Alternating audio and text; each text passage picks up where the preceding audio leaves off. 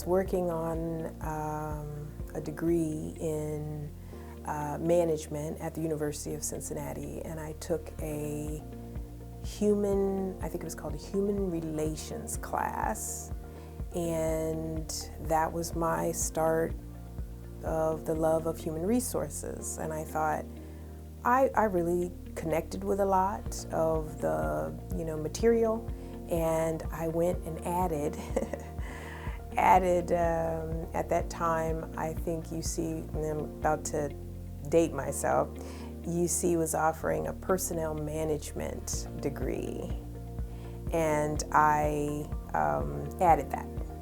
So that was how I got interested in human resources.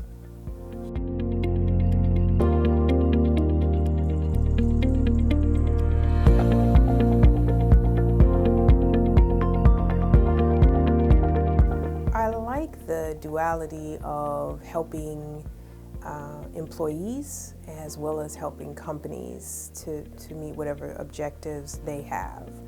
I like to work with people to develop them, and so in human resources sometimes that's direct, but sometimes it's indirect by the types of training programs that we offer and all of that. I also like being part of a leadership team where we get to sort of steer the company or organization in a particular direction. So that's what appeals to me most. I can't imagine, being realistic, I can't imagine doing anything else. I really love the discipline. Like, if I had a magic wand, I'd be famous and, all of that. But being realistic, I honestly can't imagine another career that for me would be as fulfilling.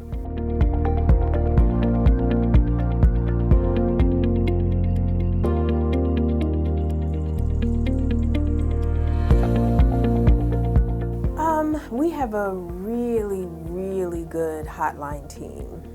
Everybody is well-versed in human resources. A lot of us have advanced degrees, etc. We have all the alphabets behind our name. And we're all committed to our membership and to making sure that members get the correct answer. I'd like to think that I know every answer to every question that I'm asked on the hotline. I've been in HR for 25 years, so I can answer a lot, but every now and then I get a doozy, and I love that I can ping the question to my team and they can come back with, hey, use this resource, or here's this document, or this is what the DOL says about that. And they're quick, because I think we all have our strengths, in terms of HR discipline kind of, strengths. And so we have some that are very well versed in benefits and FMLA. Others, myself, I'm definitely employee relations and employment law. And so others have compensation. And so I like that we sort of all fit together and we all support each other.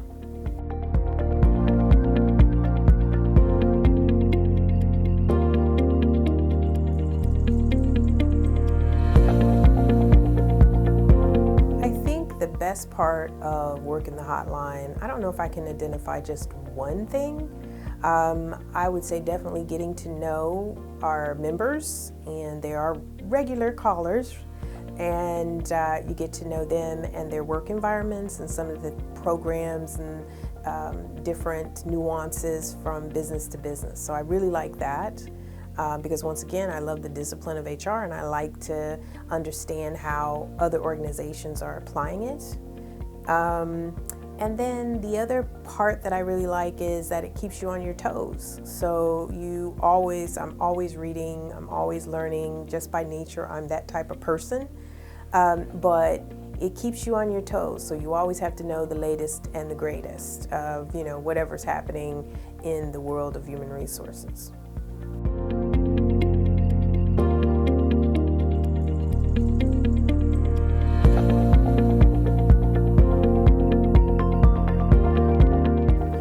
I don't know if I'd say that this is the hardest part about working the hotline, but sometimes it's probably the control freak in me, but sometimes when you are working with a member and you hang up from that call and you know they're not going to follow your advice.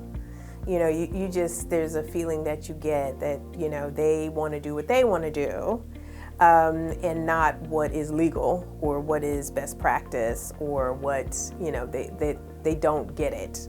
And, you know, maybe they called to hear, you know, another view, but ultimately sometimes I can tell they're, and you never know how it turns out. I mean, it's rare. I've had a few people call back and say, thank you, and you were right, this is what happened, and this is what I said, and, you know, this great thing happened. So I hear that sometimes, but a lot of times you don't know.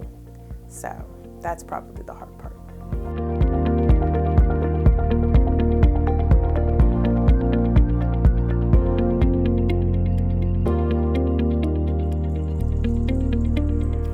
This is a question that we just talked about in my senior roundtable this week, in terms of advice for, you know, people just starting out in human resources.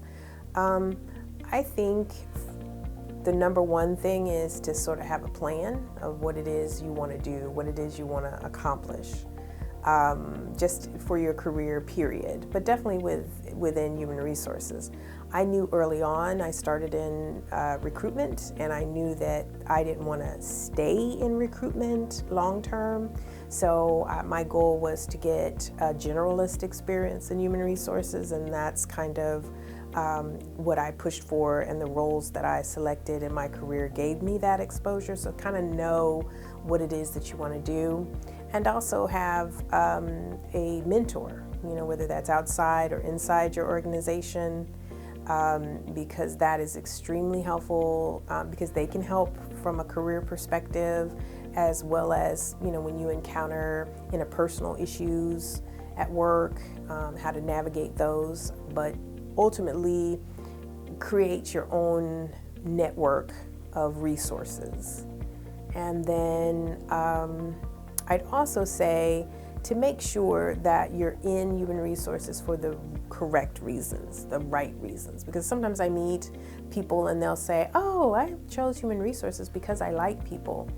And the reality is that there are days where you're not gonna like people. That's the reality of human resources. You'll have employees who will lie, steal, not be productive, et cetera, and you're usually the one that has to have the difficult conversations. And those happen often. And so this isn't necessarily a I like people kind of position. This is maybe a I like working with people, but there are days where it's rough in human resources.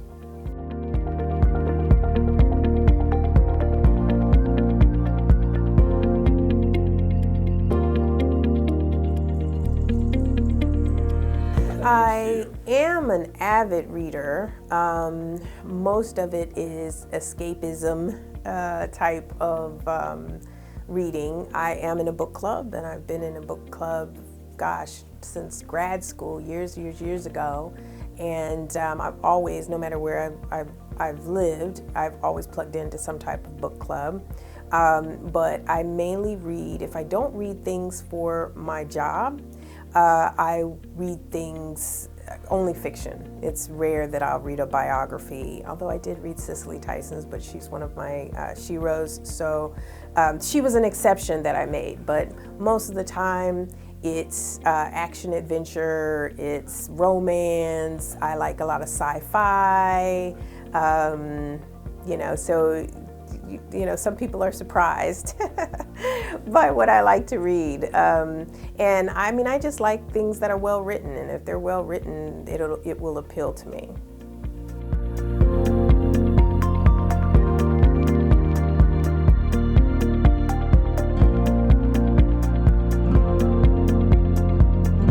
So when I'm not working and reading, I spend time with my family. I have a 4-year-old and an 8-year-old, both boys. I am married, so I have a husband.